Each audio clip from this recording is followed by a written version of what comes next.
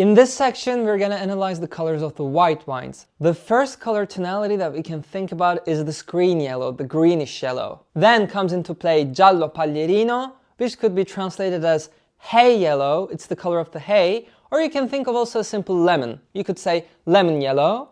Then we have the golden yellow, which is a pronounced yellow, golden, deep, much more pronounced.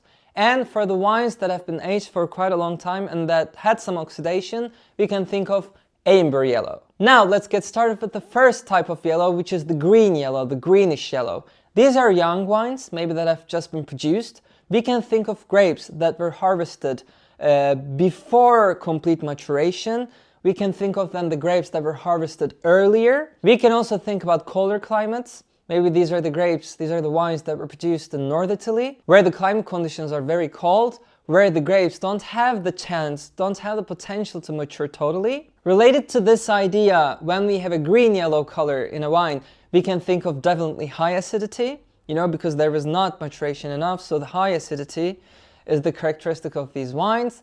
And related to all of these ideas, maybe we can pursue some vegetative, some green notes from this wine. When we make this olfactory analysis, the vegetative tones are to be expected from these wines. The next level is this hay yellow color, which you could also perceive as lemon yellow.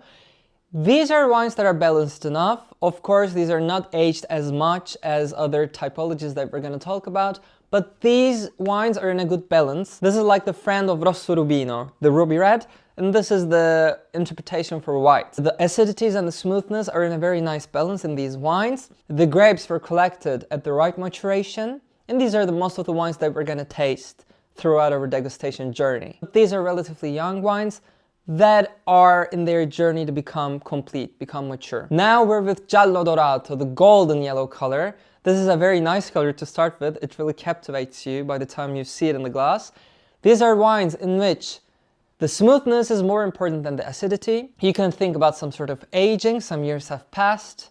The wine is getting more interesting. The wine is getting more complex. You can then think about when the grapes were harvested. We're definitely with a case in which there was total maturation in the grapes, or maybe even a little bit over maturation. There are some wines that are produced in this manner. Then you can think about the maceration. Maybe throughout the vinification process, there was this little contact with the skins of the grapes to give this extra complexity, to give this then extra color, which we perceive as the golden yellow color. Then naturally connected to all this, since we talked about the aging, you can think about maybe aging in barrique or aging in wooden barrels, which then makes you think about also some interesting aromas that you will perceive on the nose. You see, one little characterization that we made on the color, which is the golden yellow color, makes us get into this interesting world, makes us use our mechanism to make some first assumptions about the wine. These are first thoughts that we're going to confirm with olfactory analysis and gusto olfactory, taste analysis. And then finally we have the amber yellow, and when you have such a wine, you can think about a wine that's passito, maybe a sweet wine that's made with grapes that were dried, or maybe that were prepared with another methodology, but you're with a wine that's sweet mostly, that has some oxidation, okay, like sherries and stuff. You can think of wines in which some alcohol was added extra, some licoroso, vini licorosi. You can think about all these wines that add this extra layer of development.